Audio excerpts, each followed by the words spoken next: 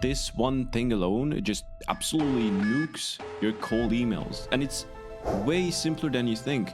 You're most likely overcomplicating this, and just by fixing this small little thing that you probably avoided, you can 10x your emails. Not even that, you can 15x your email result. And I'll explain exactly what I mean by this.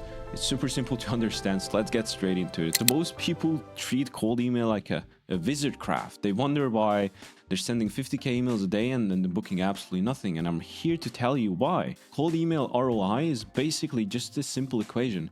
Right niche, right offer, right message. That's it. Right niche, right offer, right message. That's it. So you want to send to the right people, the right message, and the right offer. That's it.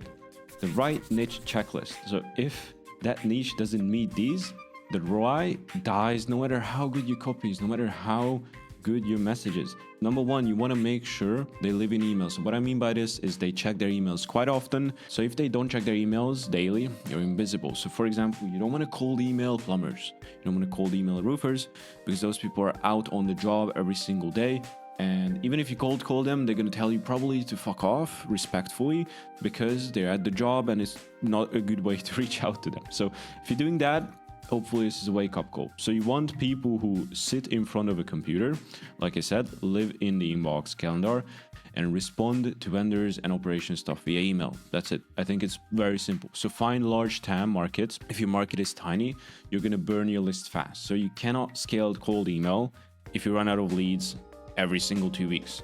They have no money. That's another thing. Sounds obvious, but people ignore it anyway because they think they found the next golden opportunity. I've been there as well. I'm not here to make judgments, but once I was in a niche which was 5k large, it was very successful. But the problem with that is kept running into the same people over and over again, and you don't want that to happen because most likely the solution that you offer can fit a lot more companies than you actually think it does. Okay, number 4. They need what you sell. This is, again, might sound obvious, but they need it. Pain, urgency, and timing. Not might be interested in, not, could use, they could help them. They actually need it. They're in dire, desperate pain just to get that solution fixed. And if your stuff does that, it's gonna sell. Number 5 is email is a good way to reach out to them. So like I said, niches work best with cold call, WhatsApp, DMs. If email isn't the native or primary channel for it, just avoid it. And you're forcing the fit. Next, message market fit. Same offer, different niche, totally different results.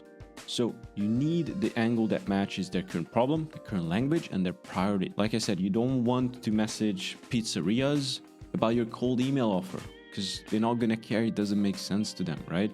But if you message a custom software company who's struggling to get, leads, meetings, then it's obviously a much better fit. Let me reveal what I promised you in the beginning of this video. And if you made it this far, we're probably like 3 minutes in the video.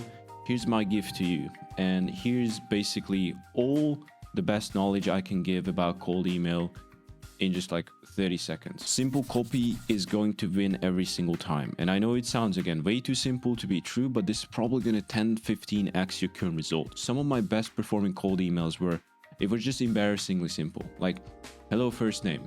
Do you need my product or service? That's it.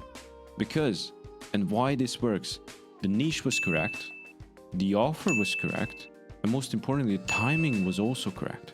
So when those things are right, you don't need to be Shakespeare, you don't need to be Russell Brunson to make it right. You don't need to be a copywriting genius. But when those things are wrong, no amount of personalization is going to save you. And let me show you. So this is just one of the offers I run on our test account that we like to use Pluspipe to test and move to other sequencer, like the private sequencer we have when we're running large scale. But let me just show you some examples. All of these that you see are running the same copy. So here we have 3.2% humor response, 12k leads, 400 responses, and then 136 positive replies.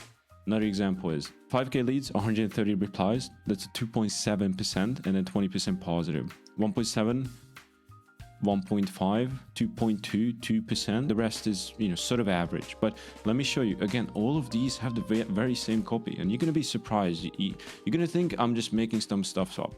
Look, here we didn't have different variations. They were just so simple because we didn't test it with a lot of leads. This comes when you're actually scaling the thing. We just have a lot of spin tags, and you might be thinking, oh, this is quite long. This is like 250 characters. But let me show you the actual copy. That's it.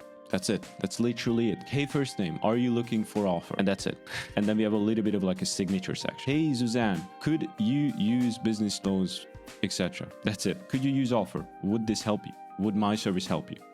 And then, you know, if it does, then they would probably respond to you. So that's what I mean. If you want to scale up a large amount of volume, you don't need to overcomplicate the thing. Even if you're at low volume, if you write like paragraphs, you're doing it backward. The fix to this is just stop tweaking the email, start fixing your input. You don't need to personalize each and every single one of the email. You need to have these things right. Again, the niche, the offer, and have a message market fit. That's it. Just want to make sure you're sending the right email to the right people in the right time. That's all there is to it. And then if somebody tells you otherwise, they're trying to sell you something that will probably never work to fix the problem that you have. It's just so simple. It doesn't sell well. So even if you watch this video, if you came this far, most likely you don't believe me.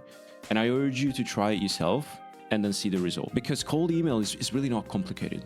It's just people trying to rebrand it. Think about the new solution and then just try to sell it to you while they not even running cold email themselves. That's just the hard reality of it. It never works because broken offers with better wording isn't the problem. Hopefully you understand by now what you need to do, and I'll see you in the next one.